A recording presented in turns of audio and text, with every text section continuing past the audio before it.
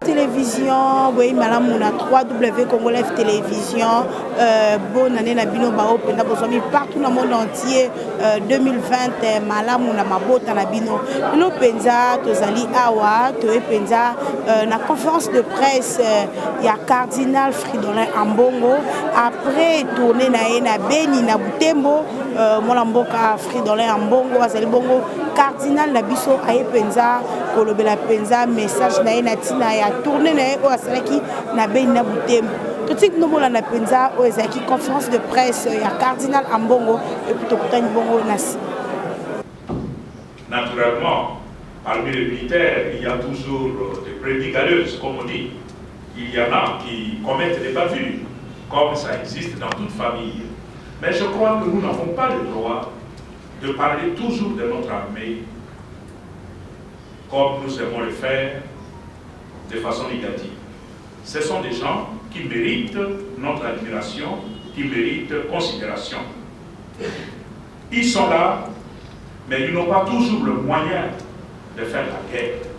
Ce n'est pas de leur faute. Un militaire, c'est un être humain, il doit manger. Il doit prendre du pain le matin. Sinon, vous l'envoyez au front, comment il va faire? Il appartient au gouvernement de mettre le moyen conséquent à la disposition de l'armée. Vous ne pouvez pas attendre d'une armée une prouesse militaire et en même temps ne pas lui donner le moyen de son action. Le deuxième front, c'est le nombre. Le pays est en guerre et priorité doit être cette région de Beni Butembo où il y a des massacres et des morts chaque jour. On devrait plutôt augmenter le nombre de militaires de ce côté et en même temps mettre à leur disposition des moyens conséquents.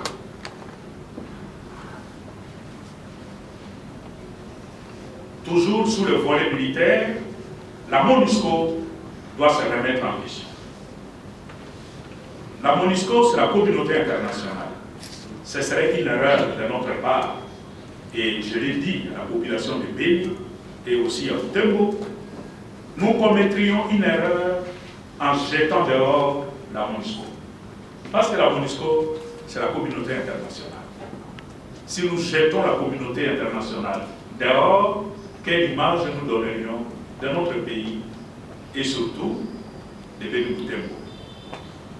Parce que c'est cette même communauté internationale que nous suspectons d'être derrière le plan de balkanisation. Vous jetez cette communauté dehors, vous précipitez la mise en application de ces plans. Donc nous devons rester prudents. Ceci dit, la MONUSCO doit se corriger. Il n'est pas normal que des militaires qui sont gracieusement payés viennent dans notre pays, patrouillent un peu la journée et la nuit, ils se barricadent dans leur base, pendant qu'on égorge les populations à côté. Ça, c'est inacceptable. Nous avons eu le temps d'en parler avec les autorités de la MONUSCO, notamment le commandant, le général commandant, et aussi le responsable de ce place à Beni. Je crois qu'eux-mêmes sont conscients de cette situation. Il y a des choses à corriger de la part de la MONUSCO, de la part de l'armée, tout comme aussi de la part de la population, qui généralise le manquement de la part de la MONUSCO ou de la part de l'armée. Nous devons savoir discerner qu'est-ce qui se fait de bien à encourager et qu'est-ce qui se fait de mal à corriger. Mais évitons la généralisation, évitons de jeter tout le monde dans l'eau sale. Et comme on dit, jeter le bébé avec l'eau sale. Malgré ces tableaux sombres, malgré cette situation préoccupante, nous restons confiants. Nous pensons que cette situation ne pourrait continuer à se développer que si nous-mêmes, comme peuple congolais, nous nous ne sommes pas capables de nous prendre en charge, de prendre notre destinée en main. Et pour cela, il faut une prise de conscience au niveau national, partir du principe que notre pays est en guerre. Il y a beaucoup qui ne se réalisent même pas que le pays est en danger, qui ne se réalisent pas que le pays est en guerre. Et là, je vous prends à témoin, c'est aussi vous de la presse, vous ne relayez pas suffisamment la gravité de la situation qui est à l'Est. On peut tuer des militaires, on peut tuer des populations. J'ouvre ma télévision le soir, même la télévision nationale, personne n'en parle. Personne n'en parle. On est sidéré. Mais si la presse nationale n'en parle pas, qui va informer la population? Là aussi, c'est le moment de remise en question de votre part, hommes et femmes de la presse. Nous ne couvrons pas suffisamment le drame qui est en train de se jouer à l'est du pays. Et surtout quand on est du côté de l'ouest, ici à Kinshasa, on pense que c'est une affaire de nos frères et sœurs qui sont à l'est. C'est leur problème. Nous ici, on se marie, on fait la fête, généralement on célèbre ici à Kinshasa, pendant que le pays est en feu. C'est irresponsable. Tout en exhortant les peuples victimes, surtout nos frères et sœurs de l'Est, tout en les exhortant au courage et à ne pas perdre espoir, je vous confie tous à l'intercession de la Vierge Marie, patronne de notre pays, le Congo. Et je vous remercie. Plus serré dans l'analyse, nous avons aussi constaté dans les axes que vous ouvrez pour améliorer la situation, cette note d'espérance qui caractérise votre constat et votre analyse. Sans plus tarder, nous allons passer à la phase d'échange et je laisse M. Hugues Kibaou faire la modération de cette phase, cette deuxième phase de notre conférence de presse. Merci, mesdames et messieurs de la presse. Mesdames et messieurs de la presse, nous procéderons par question et daignez bien vous présenter et présenter l'organe de presse. Son Éminence répondra aux questions singulièrement, question par question. Il est disposé à répondre à toutes les questions de la presse. Rassurez-vous. Oui. Allez-y. Les recommandations que vous formulez en l'endroit des dirigeants du pays, mais aussi aux acteurs politiques qui sont souvent aussi cités à ces drames. Merci. Contenu dans ma communication, je suis allé à l'Est à cause de la gravité de la situation et la détresse de notre peuple. Moi, je suis pasteur. Je ne suis pas un politicien. Et le rôle du pasteur, c'est être à côté de ce brebis qui souffre. Pourquoi cette période? C'est la fin de l'année, je suis allé entre Noël et bonne année, c'est la période où tout être humain peut prétendre passer un moment de bonheur et de joie. C'est un droit. Mais ces peuples étaient complètement privés de ce moment de bonheur. Moi, j'avais estimé qu'en tant que pasteur, ma place était à côté de ce peuple qui souffre. Et je peux vous assurer que ma présence, rien que ma présence, a été un réconfort que vous ne pouvez pas imaginer pour ce peuple. Que ce soit la population, que ce soit l'armée, la police et la MONUSCO. Tous. Ça a été un moment de bonheur. Et je crois que pour moi, je suis dans ma mission de pasteur. Les recommandations, je les ai données conformément aux axes que je viens de décrire. Merci. Merci. Je suis Rigan Loukray de François. La plupart des gens m'appellent TV5. Je suis étudiant à l'UPEN. Je suis le chargé de la logistique du mouvement qu'on appelle Miss RDC, Mouvement des indignés de la situation sécuritaire en RDC.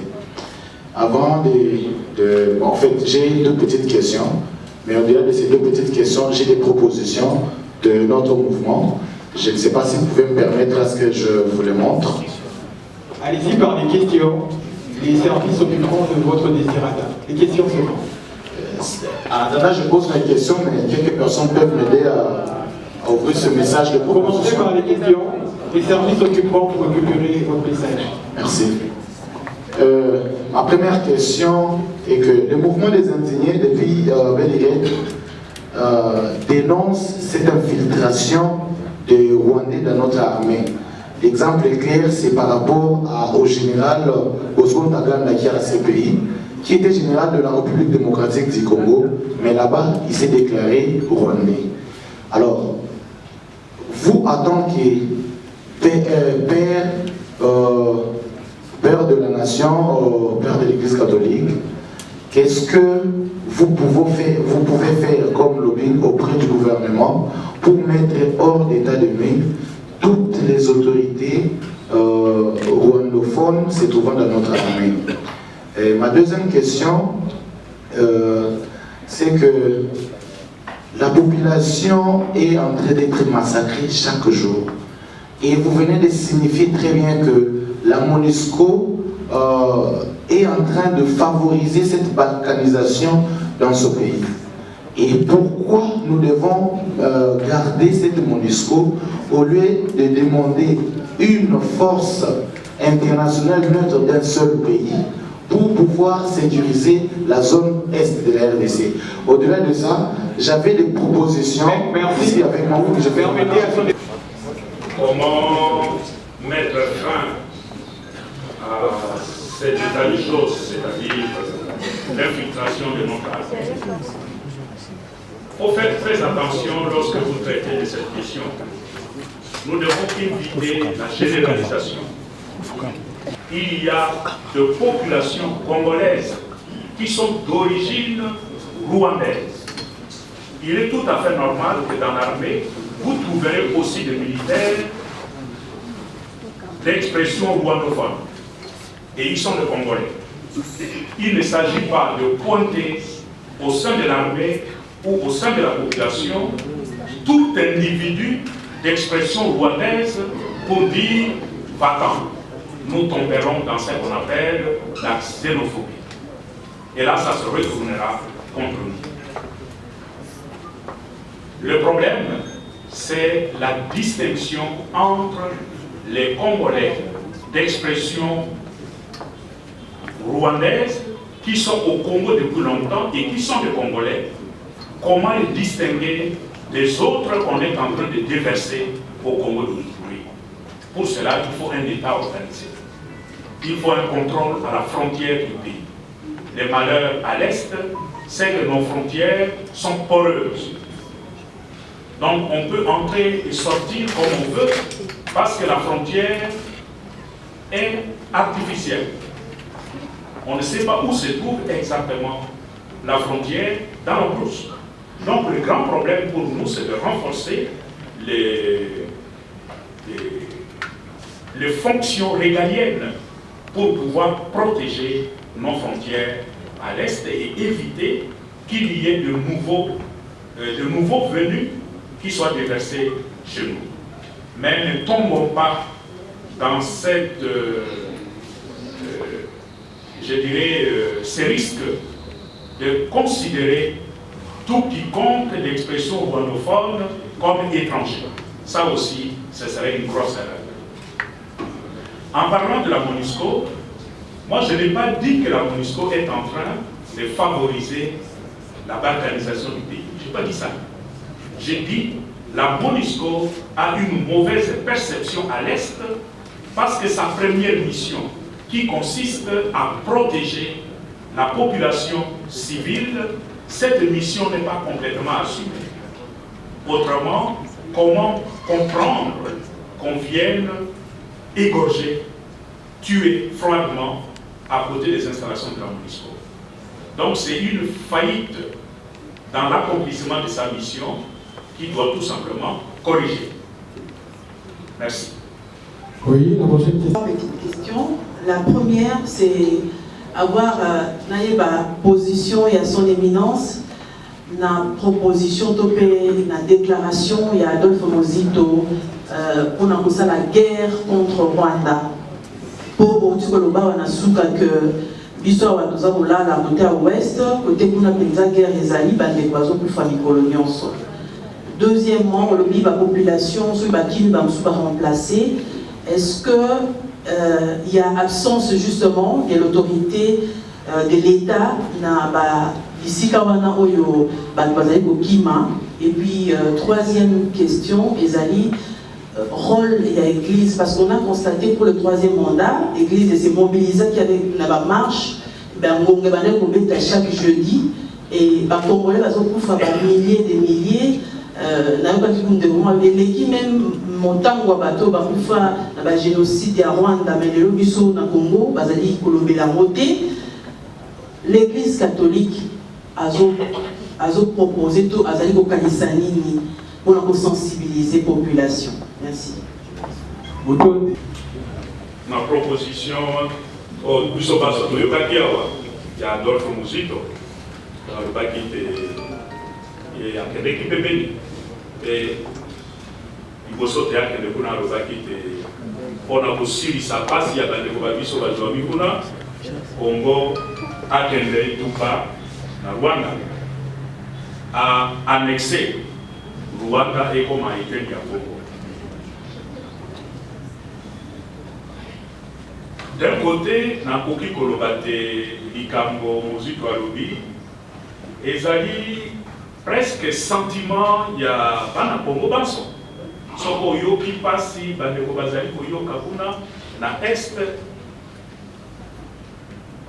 moi tentation ya kokanisa lokola Muzito ezali au moins vérité ezali na likambo alobi mais en même temps nalingi mpe kokebisa bana Congo liboso te okende etumba na moto lokola Yesu Kristo alobaki fanda nano pe otala mwango ozali na yango eloko nini bikunde ozali na yango mpona kokende etumba na contexte ya biso ya lelo soko toki etumba contre Rwanda tozali na chance soki moke te tobanda nano kotia molongo tobanda nano kobongisa armée ya biso lokola na lobiawa topesa moyen na armée mpona kosala mosala soko tolingi kobongisa armée te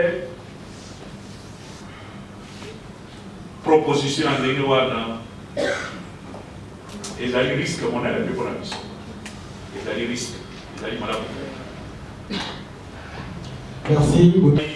Comportement ya bai politique na mboka ya biso ezali kopesa impression que bango surtout classe politique bazali kopesa kilo mingi na likambo ezali koleka kuna na SPP mpe koswana entre bango awa kowelaka bokonzi mosolo bongo na bongo nzokande kuna na este ekolo ya biso ezali na likama.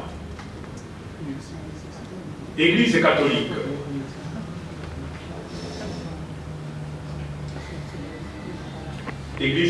ezali biso mosala na biso lokola na lobaka mbala na mbala tozali lokola sinzili Église catholique oteya baimboka ezali lokola sentinelle sinzili mosala ya sinzili ezali nde kokenge soki monguna azali mosika soki mwa likama lizali sinzili ya kobeta mbonga pote bato balamuka monguna azali koya yango nde tozali kosala lelo mosala nazali kosala lelo yango wana mosala ya profeta mosala ya sinzili mpona kokebisa bato mpona kolamusa balimboka bayeba te ekolo ezali na likama mpe na koligia te biso na bino lokola tozwa tosangali awa lelo tokokoba se kolamusa baimboka. Oui. Et que peut-on envisager d'autre lorsqu'on sait que la plupart des rebelles, des ex-rebelles, des miliciens qu'on capture ou ceux qui se rendent sont déversés encore dans l'armée Et lorsqu'ils intègrent l'armée à travers le programme DDR, ils revendiquent des promotions. Est-ce que c'est une forme de récompense pour ceux qui font la guerre dans l'Est? Que peut-on envisager d'autre en dehors de tout cela? Merci Radio Capi. La stratégie militaire. Mais de l'extérieur, nous constatons quand même, c'est que notre ami vient de relever, il y a des gens qui ont fait la guerre au Congo, et puis demain, vous les trouvez dans l'armée, ils ont une promotion assez rapide, alors que les autres autochtones qui sont là depuis longtemps, ils n'ont pas de promotion. Et tout ça, ça crée de frustration dans la population et aussi dans l'armée. Comment corriger cette situation? C'est assez compliqué, parce que cet acte, en fait, participe à la mise en application du plan de balkanisation. C'est à nous de nous réveiller et de regarder cette réalité en face. Mais quand vous entendez le discours de la classe politique à Kinshasa, c'est à peine si on voit le risque qui est caché derrière cette pratique. Voilà, par ici, messieurs, par ici, juste des bons. Forte proportion des casques bleus musulmans dans cette région. Ils ont participé à la construction de plusieurs mosquées. Comment est-ce que les casques bleus musulmans vont combattre les réunions aussi musulmans, les ADF? Est-ce que vous partagez la même inquiétude? Et puis, vous parlez de l'armée, il y a des infiltrations, c'est un phénomène mondial. Mais dans cette armée et dans les commandements, il y a des officiers sous sanction de l'Union européenne et des États-Unis. Tout pour l'ONU ne peut pas travailler avec eux. Que pensez-vous de cette ambiguïté des choses? Les populations quittent Beni, les Rwandais et Ougandais viennent. Vous avez des précisions sur ces localités occupées par des étrangers? Merci. Merci. Est réel. Et ce que dit Monseigneur Melchisedek Sigouli est vrai. On a capturé beaucoup des adeptes. Vous savez qu'au début, il y avait deux mouvements. Il y avait les adeptes et les Nalou. Les Nalou sont rentrés en Ouganda. Les adeptes d'aujourd'hui, ce ne sont plus exactement les adeptes d'origine. Donc le mot adepte est devenu une sorte de porte-nom qu'on colle à tous ces gens qui ont un plan d'occupation d'un morceau de notre pays. Parmi eux, on a trouvé des Soudanais, on a trouvé des Centrafricains, on a trouvé des gens venant de tous les pays voisins à l'Est. Mais il est vrai que le fondamentalisme islamique qui s'est fait par le monde a trouvé là aussi un terrain fertile. Considérons que la terre de Beni-Boutembo est considérée par les experts comme la partie la plus fertile de la terre du Congo. Donc, il y a de quoi envier cet endroit-là. Le risque d'islamisation, ça c'est vrai. Mais est-ce que la MONUSCO participe à ces risques d'islamisation? Ça, il faut prendre avec prudence. Parce que dans la partie Beni-Boutembo, je n'ai pas vu de Pakistanais là-bas. Les Pakistanais sont au sud, je crois, la partie Minembwe. Ils sont de ce côté. Mais il est aussi vrai que notre pays, aujourd'hui, fait face à un phénomène d'islamisation planifiée. C'est un plan, non seulement pour le Congo, mais pour l'ensemble de l'Afrique. Les mosquées poussent partout, même ici à l'ouest, même ici à Kinshasa. Nous avons mené des enquêtes, les mosquées poussent partout. Même là où il n'y a pas de musulmans, on construit des mosquées. C'est un plan qui est parti des pays arabes, comment on appelle ça, le pétrodollar. C'est pour islamiser l'Afrique, c'est leur plan. Mais je ne pense pas que ce soit spécifique à l'est du pays. Ça se voit peut-être de façon remarquable. Merci. Les militaires sous sanction, évidemment, ça crée beaucoup de, je dirais, d'incompréhension dans la population. il n'est pas normal que les militaires qui ont été sanctionnés soient toujours dans l'armée et qui reçoivent la promotion. Je crois que cette façon de faire complique même le bon fonctionnement de l'armée. Il est capital que l'autorité du chef d'état-major général soit reconnue et respectée par tous. Mais quand vous avez des militaires qui obéissent à d'autres autorités que le commandement militaire, ça fragilise l'armée. Même nous aussi, comme Église, nous n'arrivons pas à comprendre pourquoi des militaires qui sont sous sanction et qui ont des dossiers très graves ne rendent pas compte à la justice et qui continuent à recevoir des promotions. C'est incompréhensible. Et cette situation ne fait pas honneur à notre armée. Merci, Excellence. Également en disant que rejeter la MONUSCO, c'est rejeter la communauté internationale. Et que c'est cette communauté internationale que nous suspectons avoir un plan de balkanisation de la RDC. Donc, selon vous, la solution serait d'appeler la MONUSCO à se remettre en cause. Alors, ma question est celle-ci. Pensez-vous que si réellement la communauté internationale a un plan de balkanisation de la RDC, que si à la communauté internationale, je voulais dire, est-ce qu'on doit leur demander de se remettre en cause sous la MONUSCO? Parce que s'ils ont un plan, ils finiront par réaliser ce plan. Ça finira par arriver. Que ça arrive précipitamment, ce plan de balkanisation, ou que ça soit un projet à long terme, ça finirait par arriver. Donc, pensez-vous qu'il serait mieux d'appeler la MONUSCO à se remettre en cause, ou peut-être, à votre avis, vous pouvez proposer une autre solution par rapport à l'insécurité dans l'Est? Merci, Madame. Ces plans, même si c'est voulu par quelques membres de la communauté internationale ou par des pays voisins, ne peut se concrétiser que si nous, Congolais, nous prêtons à ces jeux-là. Autrement, ça ne passera pas. La communauté internationale n'a pas une position très claire sur cette situation. Et je crois que si nous, comme Congolais, nous prenons en charge, nous commençons à nous pencher sur cette situation de l'Est et en faisant voir à cette fameuse communauté internationale notre désapprobation de ces projets, ça ne se réalisera pas.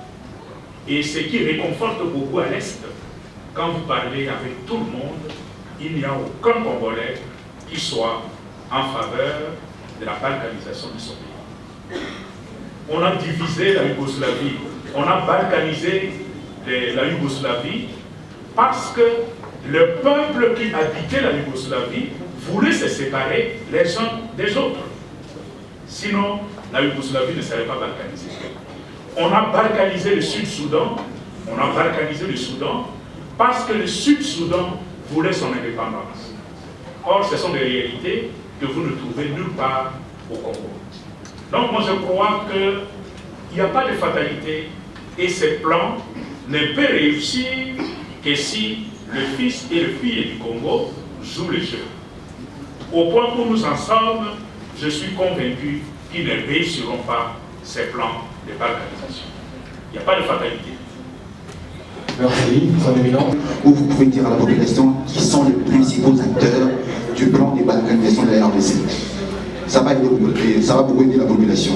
Deuxième question, vous avez évoqué du fait que même la presse ne fait pas très bien son travail en évoquant la situation que vit la RDC donc, par rapport à la guerre. Vous avez demandé qu'on puisse même déclarer qu'en RDC il y a la guerre.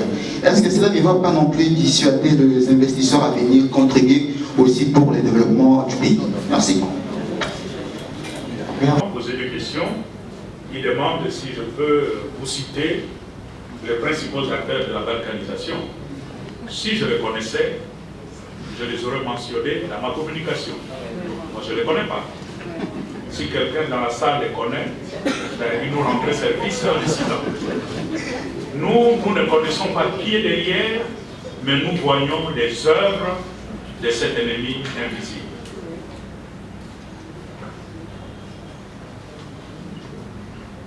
Est-ce que la presse doit parler d'une situation de guerre au Congo? Est-ce que cela ne va pas dissuader les investisseurs? Pas du tout. Les investisseurs connaissent très bien la situation du Congo. Et ce sont ces mêmes investisseurs qui sont parfois derrière le désordre à l'est là-bas. Soyons réalistes, il y a beaucoup de gens qui ont fait des affaires au Congo pendant les périodes troubles que pendant la période de paix. Donc, n'ayez aucun souci de préoccupation pour les investisseurs. Les investisseurs sont de braves garçons, de braves filles, ils savent comment trouver leur chemin dans cette situation. D'abord, il n'y a même pas d'investissement au Congo. Maintenant, nous ne parlons pas de la guerre, mais il n'y a pas d'investissement. Le Congo est considéré comme un pays à haut risque pour les investissements. Ceux qui investissent, c'est généralement de façon mafieuse. Ce sont des grands mafieux qui font des affaires au Congo avec la complicité des fils et des filles du Congo qui sont en situation de pouvoir, que ce soit des politiciens ou dans l'armée. Les vrais investisseurs n'investissent pas au Congo d'aujourd'hui. Donc nous avons tout intérêt à regarder la réalité en face, de ne pas nous voiler la face et que la presse fasse son travail de communication et d'éducation de la population.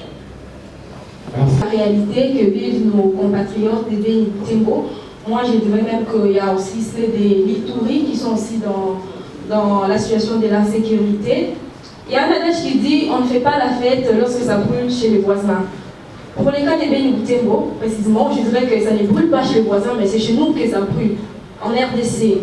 Et pensez-vous, ou trouvez-vous, en tant que conseiller aussi du président, puisque vous l'êtes aussi, trouvez-vous que c'est responsable de fêter ou de célébrer l'an 1 de l'alternance qui coûterait aussi 6 millions pendant qu'il y a des compatriotes qui croupissent dans la misère à l'Est?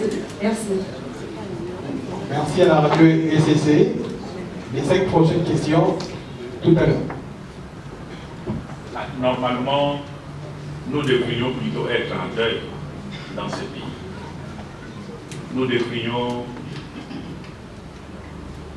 nous considérer comme un peuple, le mot c'est quoi? Nous avons beaucoup fêté. Bonne année. Il y en a qui ont passé la nuit dehors en train de fêter. Il y en a qui sont fatigués aujourd'hui parce qu'ils avaient trop fêté. Donc l'interpellation qu'on peut adresser à la classe politique vaut aussi pour nous tous. Ça vaut pour nous tous. Merci. Les 5 dernières questions. Monsieur, oui. Votre Éminence, c'est Guido de Sapou pour le compte de digitalcongo.net. Vous avez évoqué tout à l'heure en répondant à une oui, mais il ne faut pas dédoubler le parti d'autrui. Or, c'est ce qui arrive aujourd'hui, malheureusement. Il appartient au président de jouer son rôle et de sécuriser ses partis. Voilà. Je vais revenir un peu sur la question des sanctions des officiers, des sanctions de la communauté internationale. Il y en a qui sont sous sanction mais qui continuent à diriger notamment les opérations de l'Est. Que proposez-vous à leur sujet? Doivent-ils continuer ou ils peuvent laisser? Merci. Une situation pareille. Et ça jette, je dirais, un peu le flou sur l'image même de notre armée et l'image du pays. Il est de l'intérêt de ceux qui gouvernent le pays, en commençant par le chef de l'État, de corriger ces situations qui dénaturent même l'image de notre armée. Voilà. Je vois mademoiselle au fond, là-bas. En pagne, oui. Touché par la guerre. Merci. Aucune autorité, aucun membre du gouvernement qui est derrière visiter cette population de Béni. Alors, vous, en tant que cadre de la commission nationale, épiscopale nationale du Congo, CENCO, et vous, en tant que cardinal de notre nation, et cette visite doit être significative sur le plan communicationnel. Qu'est-ce que la population de Béni peut attendre de votre part? Et on connaît très bien lorsque l'Église catholique s'implique dans une situation, ce qui arrive. Alors, qu'est-ce que la population de Béni peut attendre de votre part en tant que cardinal? Et puis, dans le cadre de la Sainte. Merci. Que je sois venu. Parce que le climat, le sentiment général, c'était le sentiment d'abandon. On est humilié. Naturellement, il y a le président, tout comme certains hommes politiques, font les défilés de Béni, mais restent à Béni City, la cité de Béni. Ils ne vont pas vers la zone rouge. Ce qui fait la grande différence, c'est que je suis allé jusque dans la zone rouge. Ce que la population demande, que ce soit de l'Église catholique ou de nous tous ici, c'est de ne pas les oublier. Leur ennemi numéro 1, ce serait l'oubli collectif. Nous ne devons pas les oublier, nous devons continuer à partager leurs souffrances et à les accompagner, faire tout ce qui est en notre pouvoir pour que leur cas soit connu et qu'une solution enfin soit trouvée. Merci à Son Éminence. Par ici, monsieur. Son Éminence, je suis votre exposé. Vous avez signalé qu'il y a 5 prêtres à présent qui sont disparus à ces atrocités. Maintenant, ma question est celle de savoir quelle est en fait la sécurisation, soit quel est le rôle de l'Église catholique pour assurer la sécurité de nos prêtres qui sont disparus, parce que c'est nos pasteurs. Voilà. Pendant que tout le monde fuit l'insécurité, l'Église catholique est là. Il y a des prêtres, il y a des consacrés qui ont levé l'option de rester à côté de leur peuple, quoi qu'il arrive. Je crois que c'est le plus beau témoignage que l'Église peut apporter à un peuple aux abois. Parce que ces hommes, ces prêtres qui sont là, dans les paroisses, à Maïmoya, là où nous sommes passés, et nous avons été reçus par les curés, et ces vicaires, c'est les lieux où 3 prêtres ont été enlevés. Ça fait aujourd'hui 3 ans que nous n'avons pas de nouvelles de ces prêtres. Dans le pire des cas, on peut imaginer qu'ils ne sont plus en vie. Dans le pire des cas. Mais tant que nous n'avons pas de preuves de leur mort, nous continuons à espérer. Qu'est-ce que l'Église peut faire pour sécuriser la population ou le prêtre enlevé? Le travail de sécurisation, ce n'est pas le rôle de l'Église. L'Église n'a pas la mission de sécuriser. Ça, c'est le rôle de l'État. Le rôle de l'Église, c'est d'être là, aux côtés du peuple qui souffre. L'Église a une mission de témoignage, être là. Le moment de joie comme dans le moment de souffrance. Et là, de ce côté-là, je suis très fier de l'Église catholique, surtout dans cette partie du pays, qui est là et qui continue à soutenir moralement le peuple qui souffre. De presse des œuvres pontificales missionnaires. Éminence, face à cette situation que vit notre pays, on voudrait que la communauté internationale s'implique davantage. Mais je peux oser dire que la grande famille catholique d'à travers le monde constitue aussi une communauté internationale. Qu'attendez-vous de la grande famille catholique à travers le monde? Et que pensez-vous faire? Quelle manœuvre entreprendre avec les églises, les conférences épiscopales de nos pays voisins? Merci. Merci, c'était la dernière question.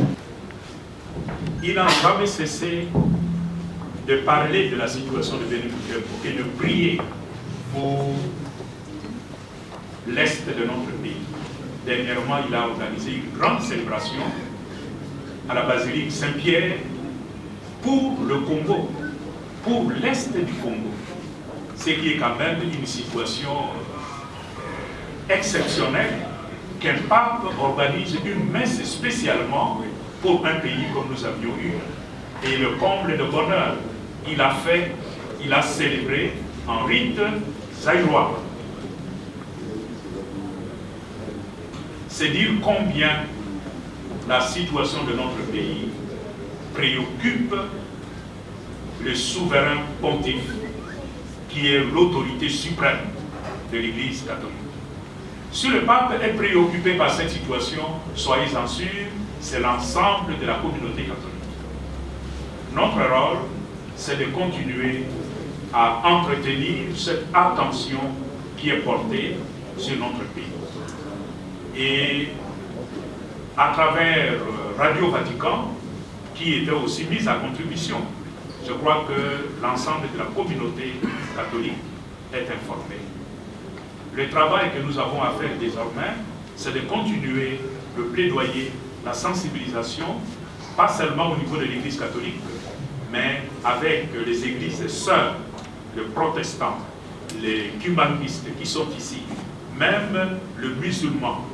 Je peux vous rappeler, au mois d'octobre, nous avions organisé une grande réunion à Genève avec le Congo et le pays voisin, y compris le Rwanda, Burundi, l'Ouganda, la Centrafrique, Soudan du Sud, Angola, la Tanzanie, pour voir comment nous pouvons porter ces messages de paix dans la sous-région des Grands Lacs.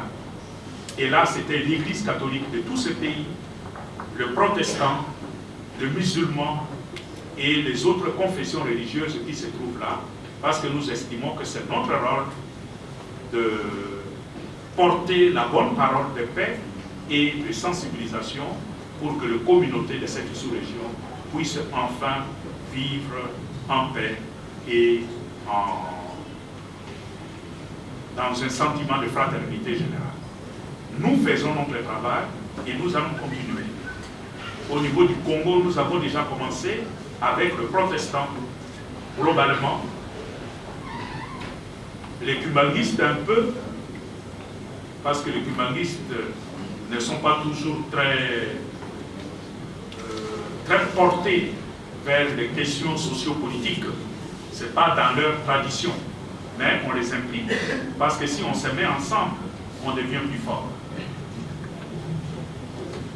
Et par cette réponse, monsieur le d'avoir répondu présent à cette invitation à la conférence que nous venons de tenir. Nous remercions également tous les frères et toutes les sœurs ici présents pour votre participation à cette conférence de presse. Tous nos remerciements vont vers Tada Cardinal pour sa disponibilité et pour la pertinence des réponses qu'il a pu apporter à nos différentes questions. Nous avons quelques annonces qui concernent d'abord, mesdames et messieurs de la presse. Il y a une liste qui circule et nous vous demandons d'inscrire votre nom et le nom de votre agence de presse sur cette liste-là. Vous pouvez aussi contacter Madame Ngandou Meta pour ce service-là, ou Monsieur Charlie de Notre-Dame du Congo. Son éminence Fridolin Cardinal Ambongo célébrera une messe en l'occasion des chants des vœux pour l'année nouvelle qui commence et la messe. À Dieu, par l'intercession de Marie, qui est la mère de Dieu, Marie, qui est la mère de la paix et la mère, la patronne de notre pays, le Congo. Je vous salue Marie, pleine de grâce, le Seigneur est avec vous. Vous êtes bénie entre toutes les femmes, et Jésus, le fruit de vos entrailles, est béni. Sainte Marie, Mère de Dieu, priez pour nos pauvres pécheurs, maintenant et à l'heure de notre mort. Amen. Le Seigneur soit avec vous et avec votre esprit. Que Dieu Tout-Puissant vous garde. Dieu, Père de notre Seigneur Jésus-Christ, qui est né dans notre monde, qui est né dans nos cœurs, qu'il vous transforme qu'ils fassent de vous des agents de paix, des agents de réconciliation entre les hommes, entre les femmes, afin que notre monde, afin que notre pays, le Congo, particulièrement dans sa partie Est, puisse connaître la vraie paix qui vient de Dieu. Que la paix règne dans notre pays, que la paix règne dans nos familles, que la paix règne dans nos cœurs, et que ce Dieu lui-même soit avec chacune de vous et vous bénisse au nom du Père et du Fils et du Saint-Esprit. Amen. Merci et allez dans la paix du Christ.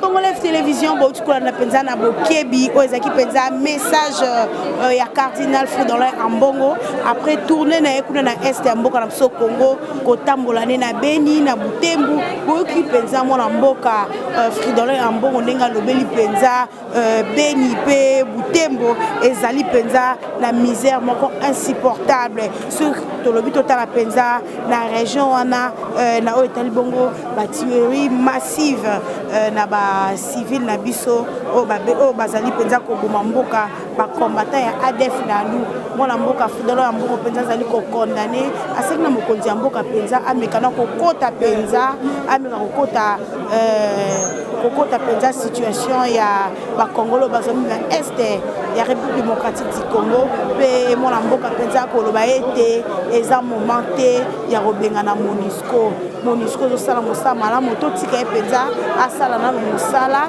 na sima soki mosala eza malamu te ndenge bakoluka babenga na MONUSCO alobeli penza rencontre na ye na mwana mboka Bahati Bukwebo na makambo etali penza dédoublement ya ba parti politique ya AFDC oyo mwana mboka nene nkulu azoki na ngambo ya FCC alobi azali au milieu du village azali wana mpona kokotisa kimia na mboka Congo otukola na penza mai nyonso Fridolin Ambongo cardinal auti kolobela na ntongo lelo na conférence de presse na ye après voyage na ye ya Beni na Butembo comme na suka. Merci na on a ma caméra Joël. Merci na ba onyo se bana so partout dans le monde entier ba meilleur vin na bino na un compte des caractères mauvais David Olito j'en suis bon même pas social bonne année na yo ba meilleur vin na mon vieux Roger Luma pour le bemuné na président Félix Antoine Tshisekedi na bo santé c'est les Tunga de Lausanne ba mbote na opé papa Jean comparé depuis Bruxelles ngala bino so nzamba zonte to mona ni na mikolo ezali